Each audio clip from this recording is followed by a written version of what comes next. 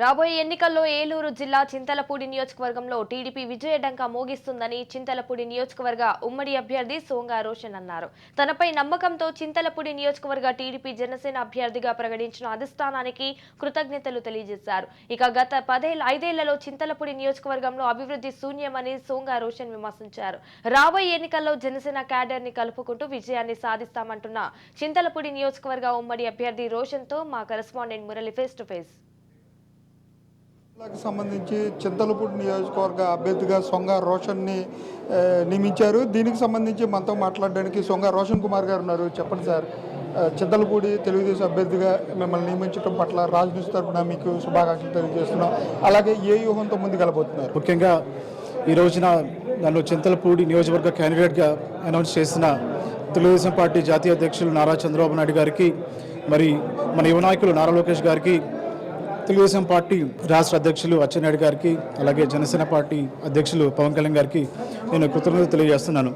First time ఇది హిస్టరీలో ఒక చింతలపూడి ఎస్సీ రిజర్వ్ కాన్స్టిట్యుయెన్సీ అయిన తర్వాత ఫస్ట్ లిస్ట్లో రావడం ఇది ఒక మంచి పరిణామం.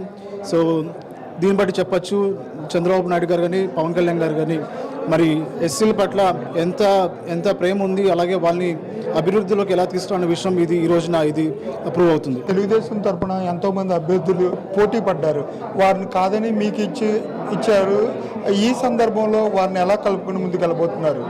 ఎప్పటి నుంచి అయితే ఈ యొక్క చింతలపూడి బరిలో మరి నాతో పాటు ట్రై చేసిన అనిల్ బొమ్మాజీ గారు కానివ్వండి, ఆకుమర్తి రామారావు గారు కానివ్వండి, అంబేద్కర్ గారు కానివ్వండి, లేదా జనసేన పార్టీ నుంచి మేక ఐశ్వర్య గారు కానివ్వండి, ఇలా చాలామంది అభ్యర్థులు మరి మొదటి నుంచి కూడా మేము ఒకే వాయిస్తో ఉన్నాము. ఎవరికి వచ్చినా కూడా మనం కలిసి పనిచేద్దామనే దాంతో ఉన్నాము.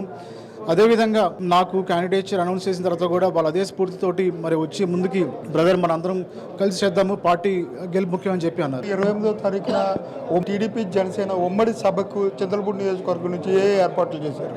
ఒక 6 లక్షల మందితోటి ఇక్కడ తాడేపల్లిగూడెంలో మరి భారీ బహిరంగ సభ ఏర్పాటు చేయబోతున్నారు. ఇది ఒక ఎన్నికల శంఖారావం.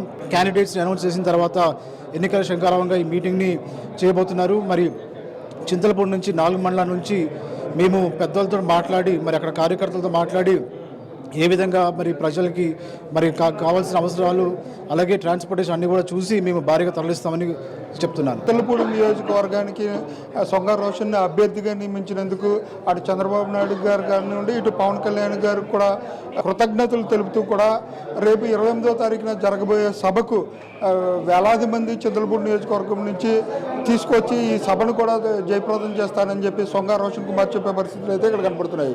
కెమెరా పర్సన్ రమణతో మురళి, రాజ్ న్యూస్, చింతలపూడి నియోజకవర్గం నుంచి.